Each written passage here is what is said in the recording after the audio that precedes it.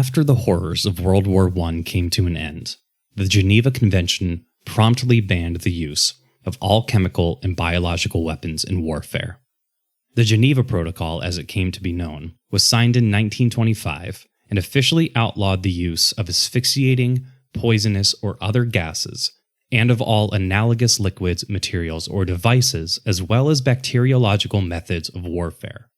There were those, however, who saw this ban not as a necessary preventative measure for the good of humankind, but instead as proof that chemical and biological weapons indeed worked.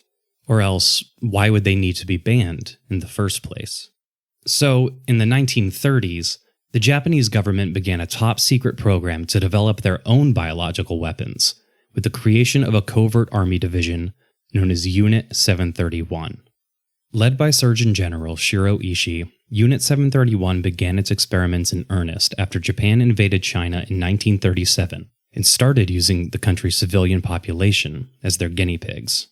But it wasn't until much later that the true horrors of Unit 731's experiments would come to light. From dissecting captives while they were still alive to giving them syphilis and watching them slowly deteriorate, Unit 731's experiments stand out as some of the most gruesome in human history.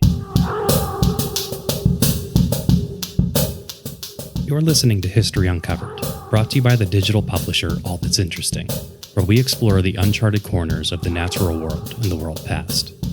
I'm All That's Interesting staff writer Austin Harvey, and this is the horrific story of Unit 731 and the ghastly experiments it conducted.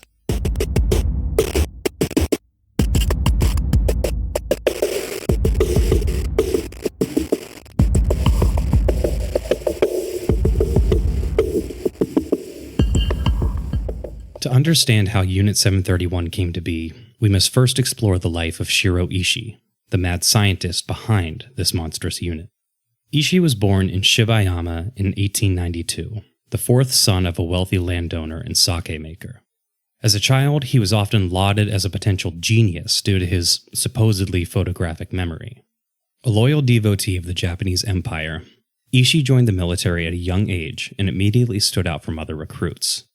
He was 6 feet tall, much taller than the average Japanese man, kept his uniform spotless, groomed his facial hair thoroughly, and had a commanding, deep voice. Despite his powerful physicality, however, Ishii did not embark upon a military career in the front lines. Instead, the promising young recruit discovered an interest in military medicine, focusing all of his efforts on becoming a doctor for the Imperial Japanese Army. Efforts that paid off when he was admitted to the Kyoto Imperial University's medical department in 1916. Naturally, Ishii's stellar memory and intelligence led to great success in the university, but as his knowledge expanded, so did his morbid curiosity. Over time, he became less and less curious about healing people and more concerned with how to torture them. He frequently caused trouble for his fellow students, getting them into trouble with teachers by using their lab stations in the middle of the night and leaving them uncleaned the next morning. He also had an odd habit of growing bacteria in petri dishes to be kept as pets, not just research experiments. Yet he never received any reprimand for his actions, and perhaps this lack of punishment opened the floodgates for Ishii's later moral failings, or perhaps not. One thing was abundantly clear, though. Shiro Ishii was not an empathetic man. Then, in 1927, Ishii made it his personal goal to develop the most effective biological weapons in the world. At the time, he was only a low-ranking officer in the military, yet he pushed and pleaded heavily for the creation of a unit that would research and implement biological weaponry. He relied primarily on the fact that Japan had signed the Geneva Agreements but had not actually ratified them, meaning the country's official stance on the issue of chemical and biological weapons was still in limbo. In 1928, he was granted permission to take a 2-year research tour of the world to see if other countries were, in fact, also researching or developing bioweapons, which, he discovered, they were, though none had made it a priority. But this was enough for the Imperial Japanese government to grant Ishii's wish, and by 1930, with the country on the brink of war with China, Ishii was given the rank of major and appointed as a professor of immunology at the Tokyo Army Medical School. After Japan invaded Manchuria in 1931 and established the puppet state of Manchukuo and especially after Japan invaded China once again in 1937. Ishii's dream of researching biological weapons finally came to fruition with the creation of Unit 731.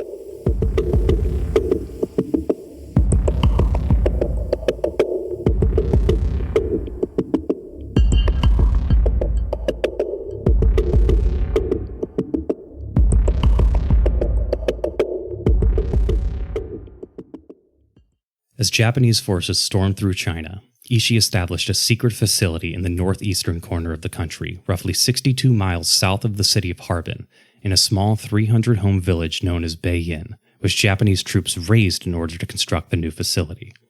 The facility held roughly 3,000 captives over the course of its existence, a mix of anti-Japanese workers, opposition guerrilla fighters, and innocent civilians who were labeled as suspicious persons. Most were killed within a month of their arrival, but before that happened, they were subjected to some of the most macabre and disturbing experiments in recorded history, all in the pursuit of making Ishii's horrifying dreams come true.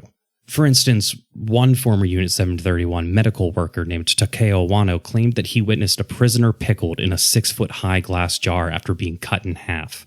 Meanwhile, countless jars scattered throughout the facility contained human heads, hands, feet, and other appendages. Ensconced in their house of horrors and surrounded by body parts, Unit 731 researchers gradually became more and more depraved in their experimentation, to the point that they stopped viewing their prisoners as human beings and started referring to them as maruta, the Japanese word for logs. Unit 731 would mutilate the bodies of victims while they were still conscious, without a drop of anesthesia or pain-numbing agents, just as a way of studying how their organs functioned. Meanwhile, some prisoners were infected with diseases like cholera or the plague, and researchers would then remove their organs for experimentation to study the effects of the disease before decomposition could set in. Others had their limbs amputated and surgically reattached to different parts of their bodies, while others had body parts crushed, frozen, or cut off from circulation to observe the process of gangrene in action. Other scientists working for Unit 731 experimented with things like frostbite, submerging captives' limbs in tubs of water and ice until they froze solid, and a layer of ice formed over their skin.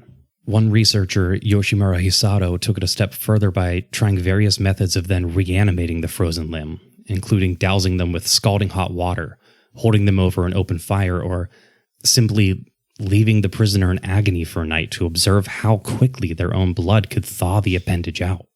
At other times, Unit 731 conducted tests with non-biological weapons, herding prisoners together and firing at them with various weapons from a variety of ranges, taking note of the prisoners' wound patterns to compare and contrast. They tested weapons like pistols, bolt-action rifles, machine guns, grenades, bayonets, swords, knives, and flamethrowers. And much like their Nazi allies, they constructed gas chambers in which they could subject their prisoners to a number of deadly toxins. Sometimes, however, the tests didn't involve weapons at all. They would starve and dehydrate prisoners, forcing them to suffer slow, agonizing deaths as the scientists observed them from a distance. Scientists would also drop heavy objects onto their subjects, just to study the exact ways in which they were crushed. Other researchers exposed victims to X-rays for extended periods of time, leading many of them to become sterile and suffer horrible burns. Unit 731 also took a specific interest in syphilis, regularly infecting victims with the venereal disease, and then ordering male captives to rape both female and male prisoners to infect them with it so that the researchers could observe its effects. If a chosen subject failed to contract the disease, they would be raped again and again until they did. In fact, rape became a common element in Unit 731's experiments, and so did forced pregnancy. Many female prisoners who could bear children were raped and impregnated, then subjected to experiments involving various weapons or other trauma. The pregnant women were infected with diseases, exposed to chemical weapons and radiation, and had parts of their bodies crushed. Groups of gunmen fired at the women with weapons or lobbed grenades at them so that scientists could examine the shrapnel and bullet wounds. Often the women were then cut open so that researchers could examine the damage to the fetus. All of these twisted experiments were at least ostensibly in support of Unit 731's ultimate goal, to develop the most dangerous and lethal biological weapons of mass destruction that the world had ever seen. And by 1939, they were working with highly contagious and lethal diseases and plagues, hoping to develop a strain that they could spread across a large region in a very short period of time. The unit's first large-scale test of this sort occurred on October 4th, 1940, when Japanese bombers dropped bombs over the Chinese village of Kyushu, each one loaded with 30,000 fleas that had sucked blood from dying prisoners infected with the bubonic plague. Witnesses recalled watching as a fine red dust coated the town, then feeling intense pain as the fleas began biting nearly everyone. In the end, more than 2,000 people in the town died of the plague, and roughly another 1,000 died in the nearby town of Yiwu after sick railway workers brought the plague with them.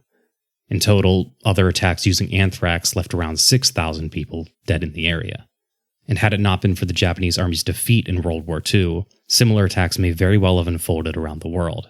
In fact, the Japanese were planning to launch just this sort of attack in California in 1945 before their plans fell apart.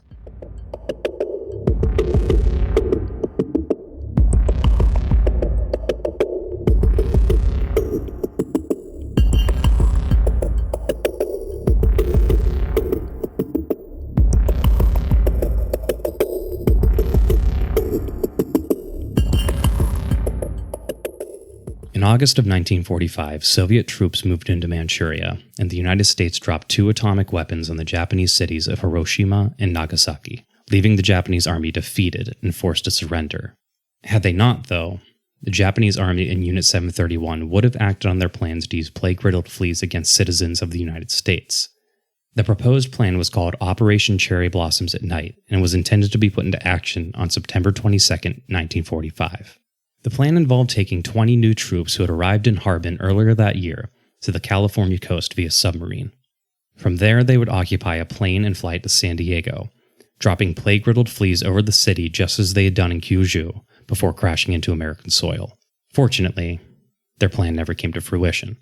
Immediately upon surrendering, the Japanese army began to destroy significant portions of documentation regarding Unit 731. Many of the researchers involved simply returned to Japanese society and held university positions as if nothing had happened. And the one man who could have been held the most responsible, and likely tried for war crimes, was granted immunity by the United States, General Shiro Ishii. Ishii's immunity came at a cost, though. In exchange, he had to supply the United States with his research, and is perhaps the only reason that accounts of the horrors that occurred under his supervision remain extant to this day. Despite the atrocities he committed, Ishii lived the rest of his days in peace until he died of throat cancer in 1959, at the age of 67. Others who worked under his command found higher positions of power, including governor of Tokyo and head of the Japan Medical Association. And many of them showed no remorse for their actions. In fact, a significant portion of them rationalized their research, arguing that vivisection should be a normal operation, or claiming that experiments conducted on children were justified because their parents were likely spies. To this day, the Japanese government has never apologized for these horrifying experiments, and China has never forgiven them.